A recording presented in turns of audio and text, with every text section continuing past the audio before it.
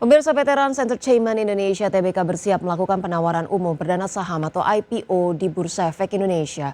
Melalui pelepasan 2,52 miliar saham baru, perseroan berpotensi menghimpun dana hingga 429,25 miliar rupiah.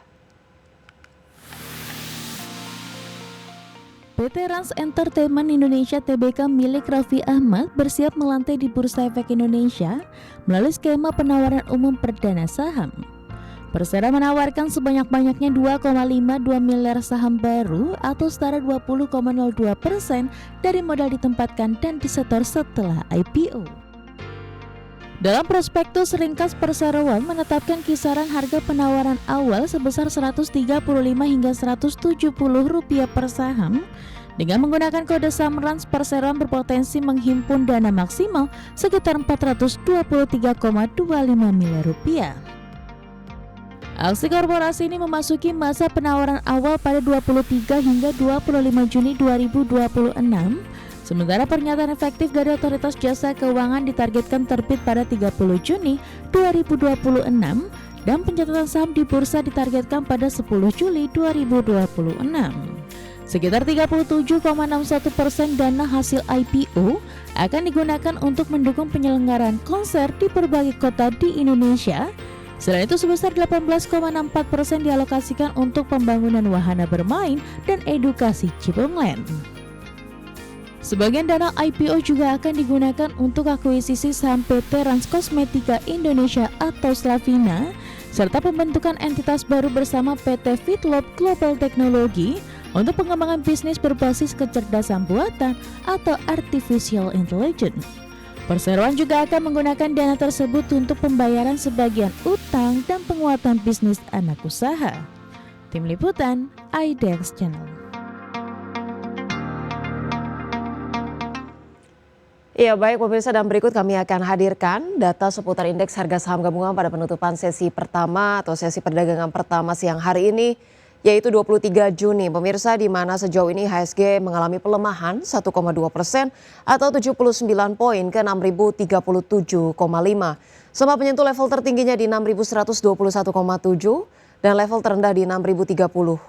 Kemudian 221 saham menguat, 437 saham melemah, dan 152 saham stagnan. Berikutnya kami juga hadirkan informasi untuk saham-saham yang menjadi top gainers pada penutupan perdagangan sesi 1 pemirsa. Datang dari TPIA dengan penguatan 1,8%, Telkom 2,3%, BRPT 1,5% dan PTRO 2,9%. Sementara itu dari top losers pemirsa ada DSSA dengan pelemahan 5,2%, BBCA 2%, kemudian BMRI 1,9% dan Antam 4,3%. Dari pergerakan sektoral pemirsa, sektor yang menguat hanya kesehatan sejauh ini dengan penguatan 0,9%, infrastruktur melemah 3,03%, energi melemah 2,2% dan teknologi menurun 1,3%.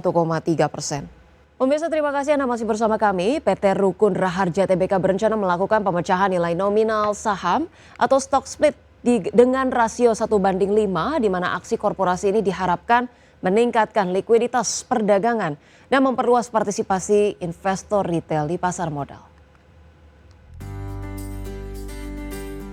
PT Rukun Raharja TBK atau emiten dengan kode saham Raja akan meminta persetujuan pemegang saham atas rencana stock split dalam rapat umum pemegang saham luar biasa pada 23 Juni 2026.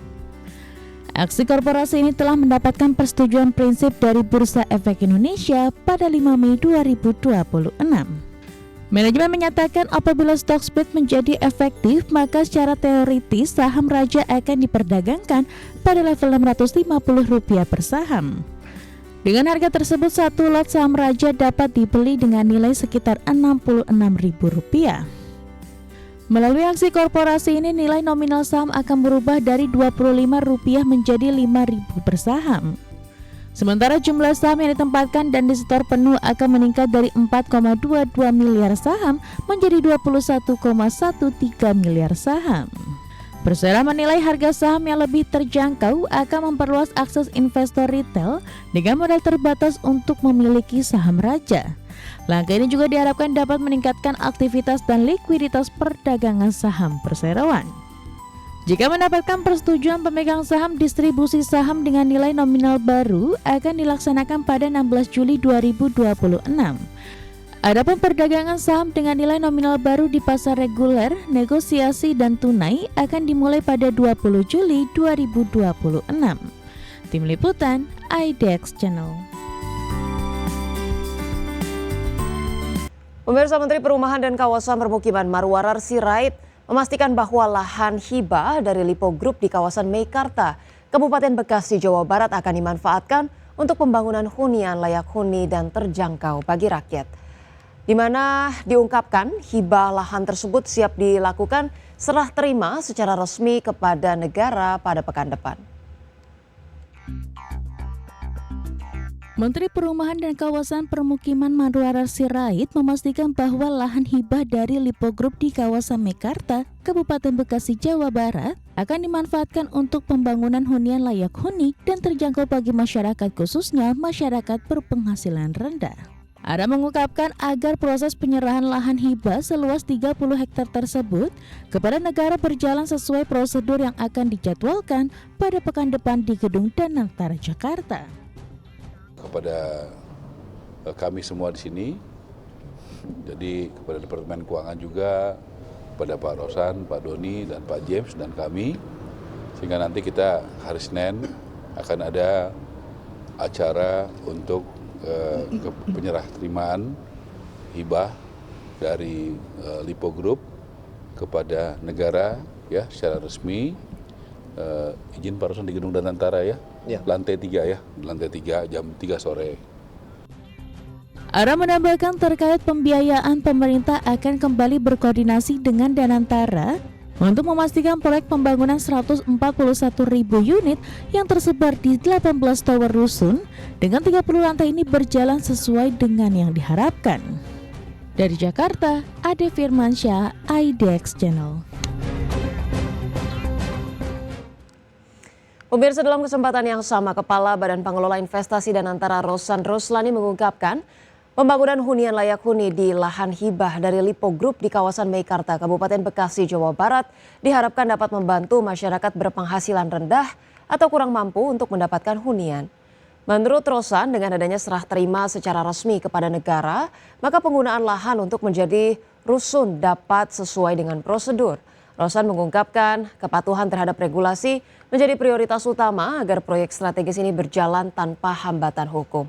Seperti diketahui, rusun subsidi di Meikarta akan dibangun di 3 titik berbeda dengan total luas lahan mencapai 30 hektar. Nantinya akan ada 141.000 unit yang tersebar di 18 tower rusun dengan 30 lantai. Pembangunan rusun tersebut ditargetkan rampung pada tahun 2028. Pemesanan unit rusun juga diharapkan bisa mulai dilakukan pada tahun ini. Sehingga rencana dari hibah ini dan kemudian pembangunannya bisa pertama berjalan dengan baik, dengan aman, sesuai dengan prosedur yang ada. Karena dengan begini kan semuanya ini bisa merasa nyaman dan paling cepat dan yang paling baik adalah kita bisa melanjutkan pembangunan dari program yang memang sudah dicanangkan ini dengan cepat dan dengan proper sesuai dengan aturan yang ada.